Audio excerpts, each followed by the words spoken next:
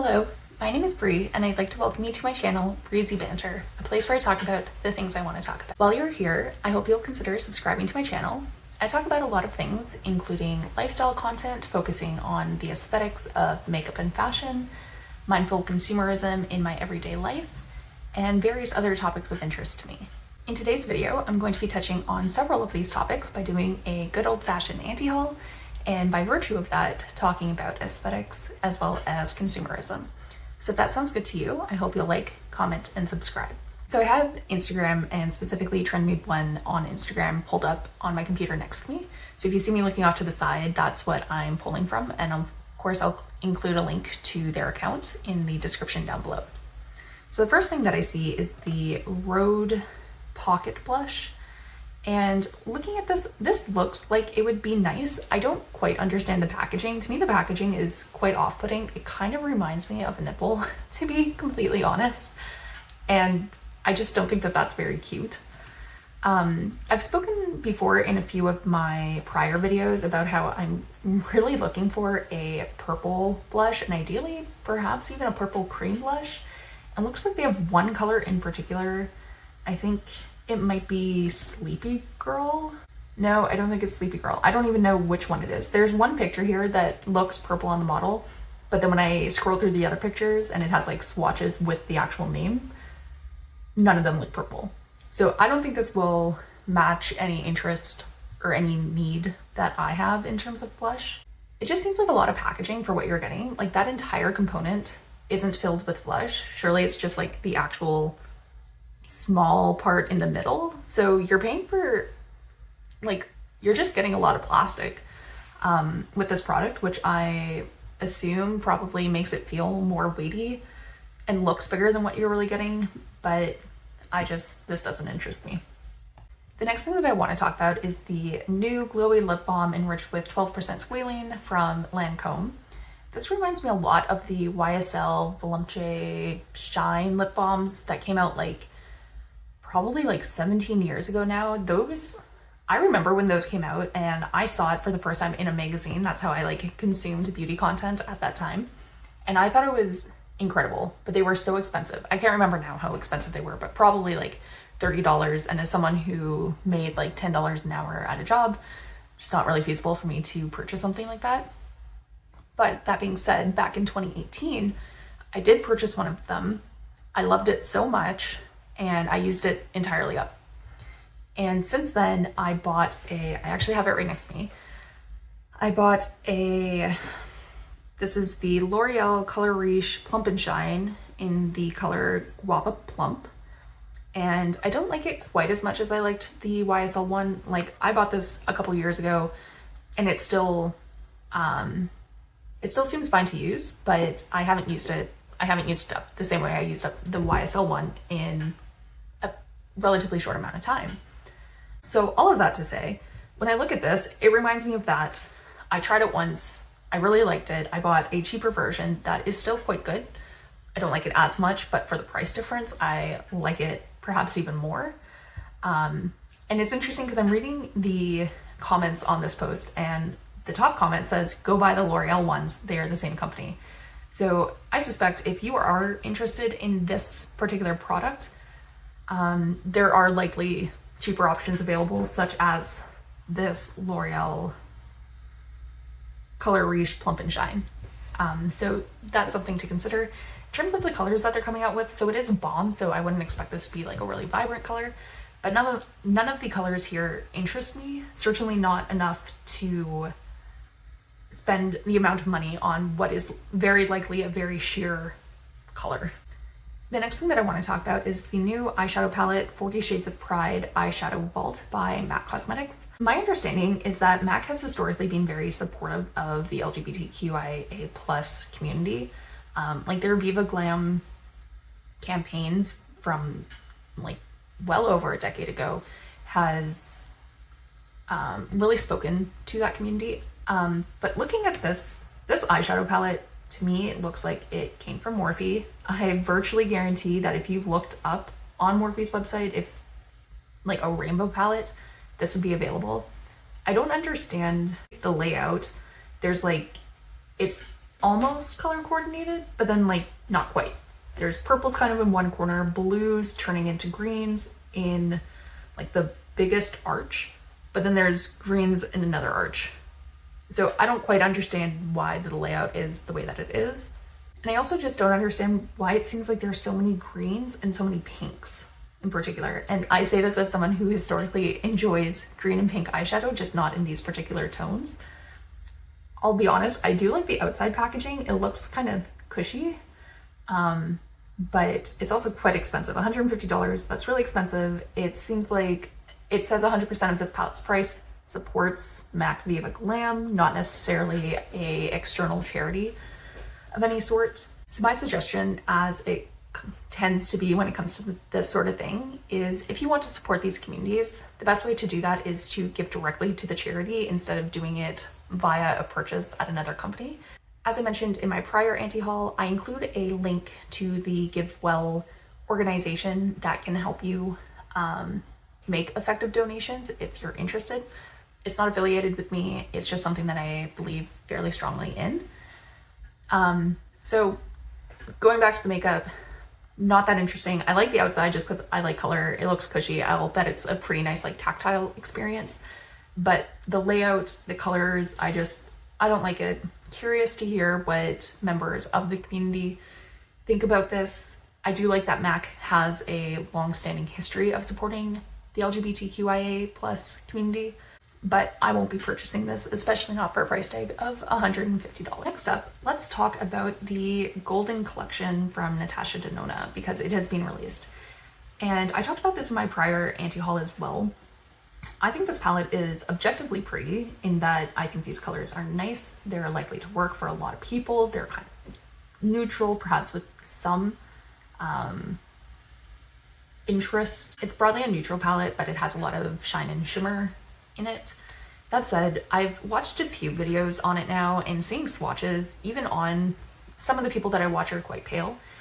And looking at their swatches, it just seems like there is not enough variation within this palette. Like looking at it, it seems to me like there's relatively decent variation. Like there's almost that like white, it looks like almost a plain white color, and then directly underneath it, there's like a quite dark brown color.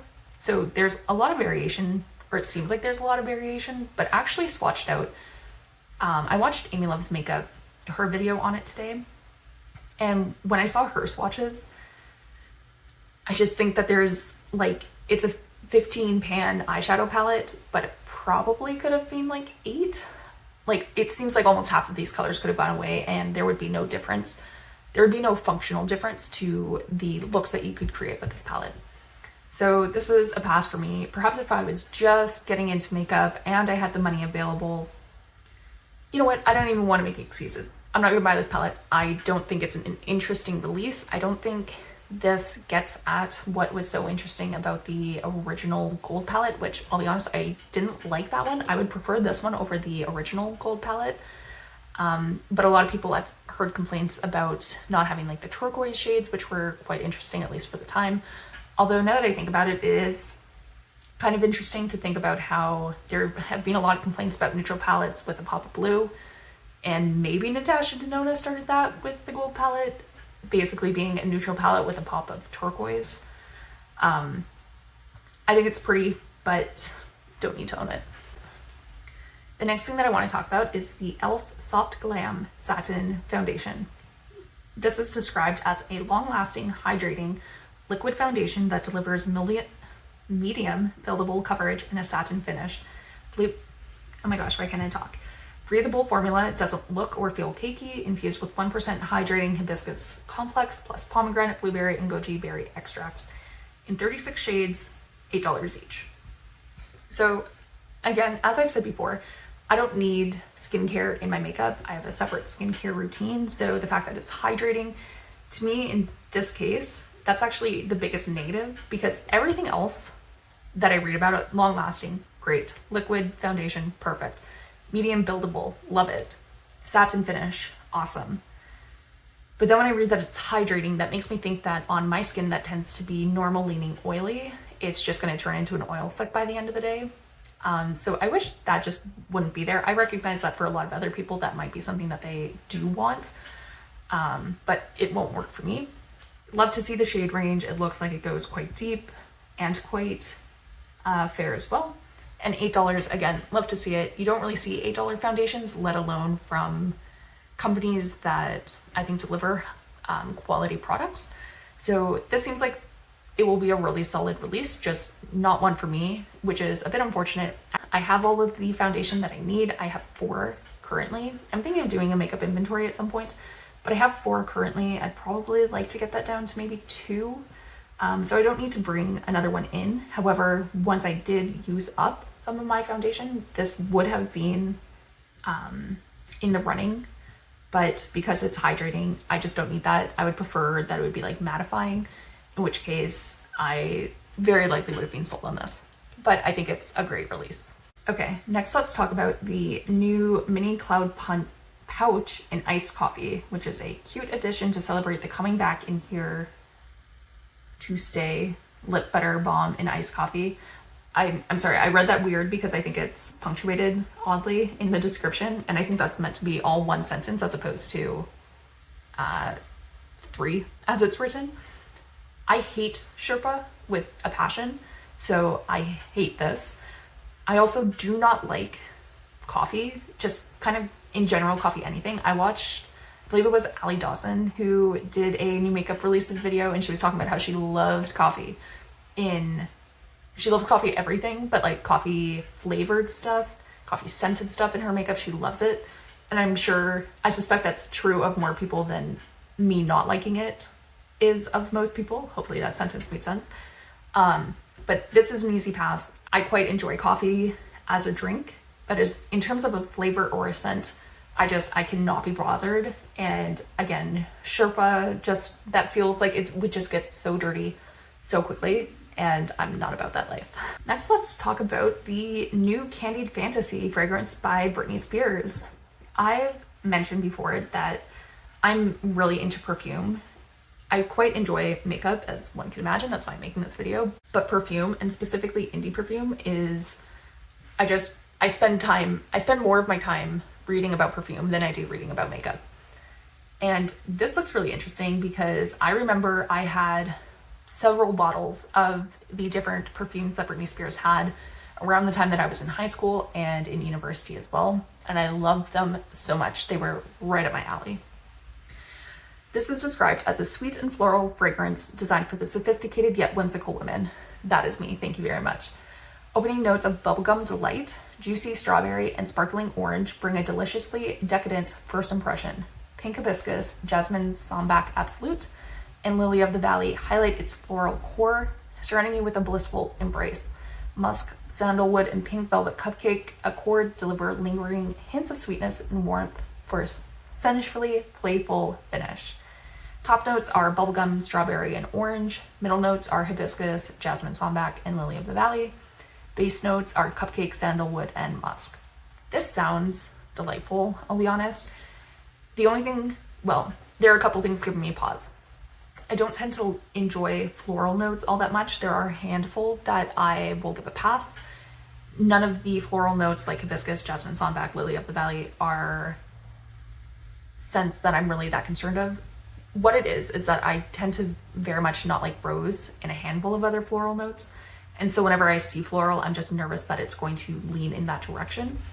So the floral notes here aren't ones that I'm really concerned of or concerned with. That said, fruity notes such as strawberry and orange, as mentioned here, can be quite hit or miss for me. Strawberry tends to be good. Peach is iffy. Orange is iffy. Lime is good. Blueberries tends to not be good. Apple tends to not be good. So there's just enough notes here that I'm questioning whether or not it would be the right purchase for me.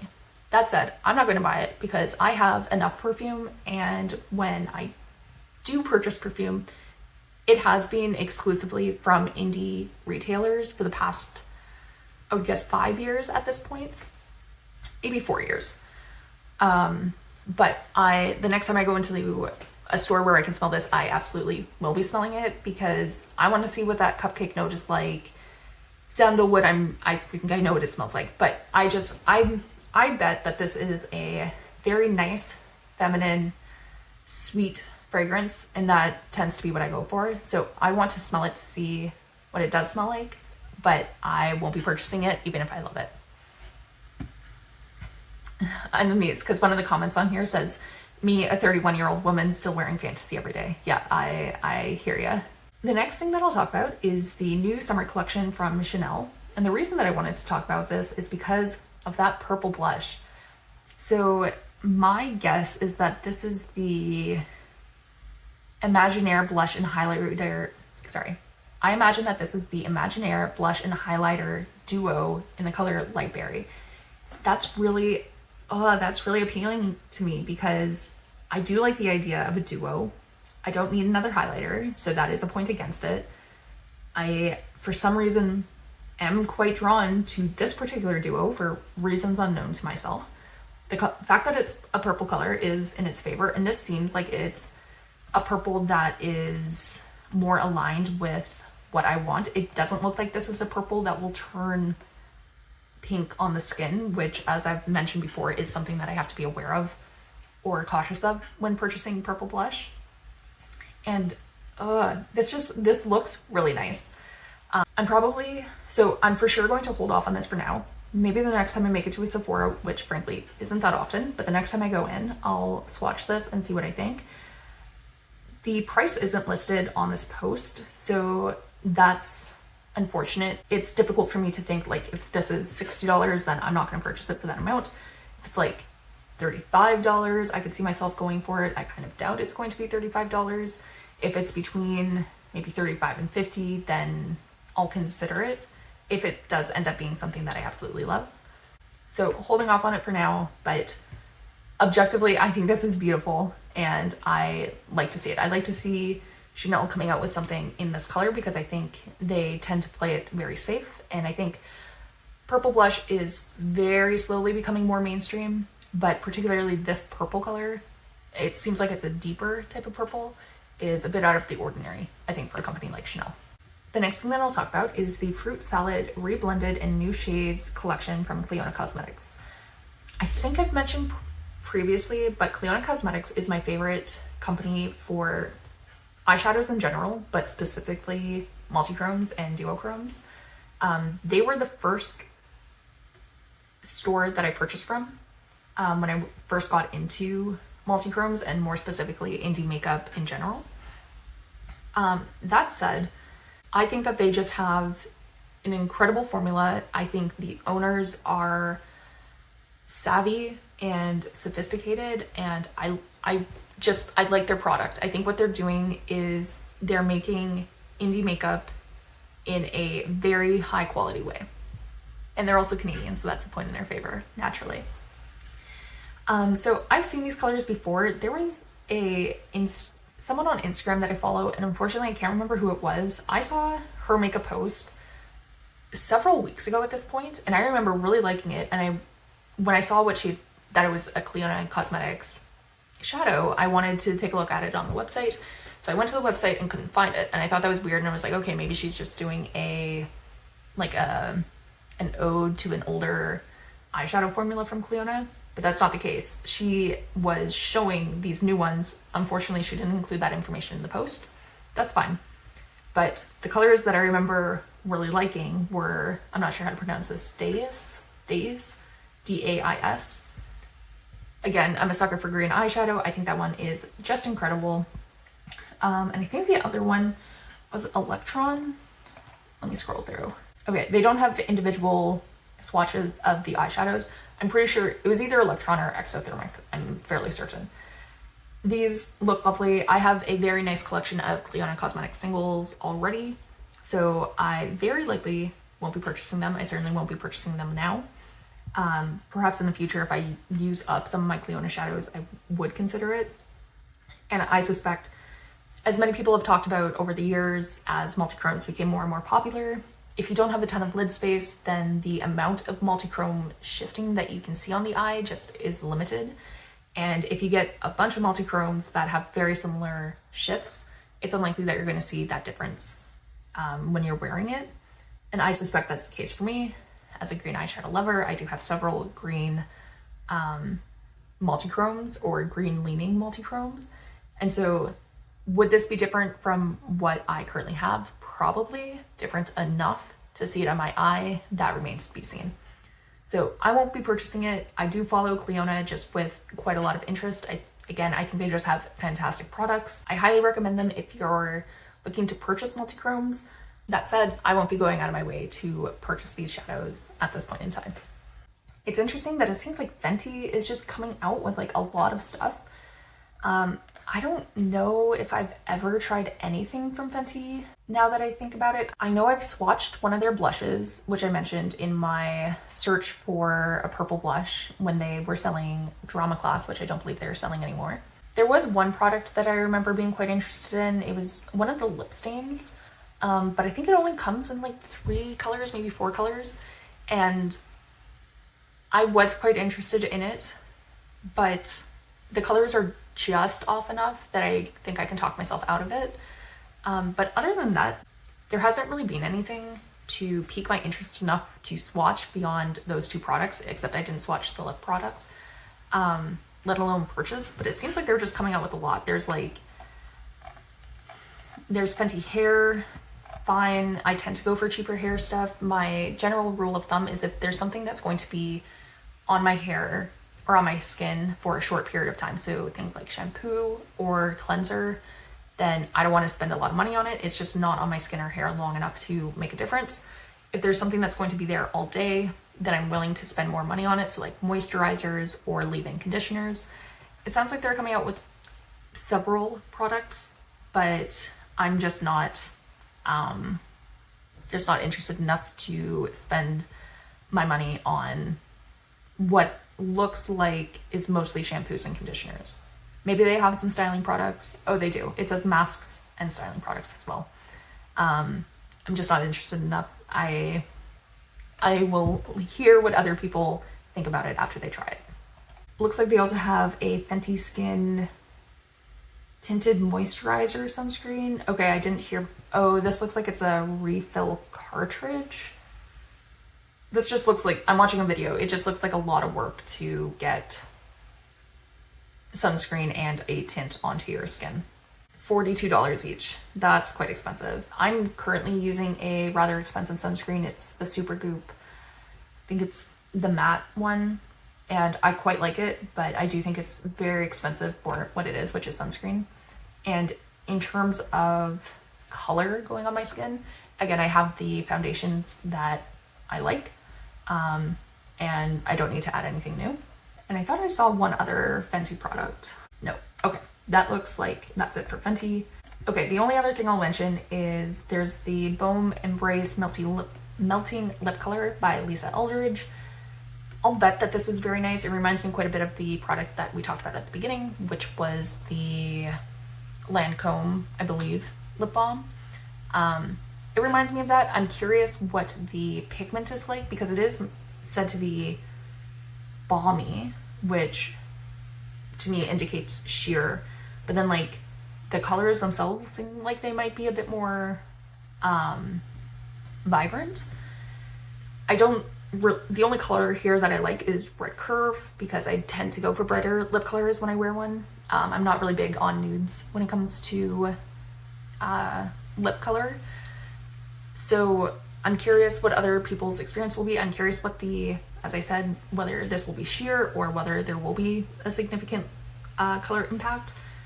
Because my guess is, based on how it's described, it seems to me like it would be sheer. Based on how it looks, it seems like it would have a lot of impact. So I'm not sure how that's going to play out.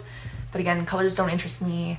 Glad to see there's a red. Just wish there was like fuchsia, anything in the purple family, anything in the bright pink family, coral even. I'm just not interested. Okay, I'm scrolling through. I'm not seeing. Oh, okay. Hold on. There's a multi-use balmy highlighter by Ortega.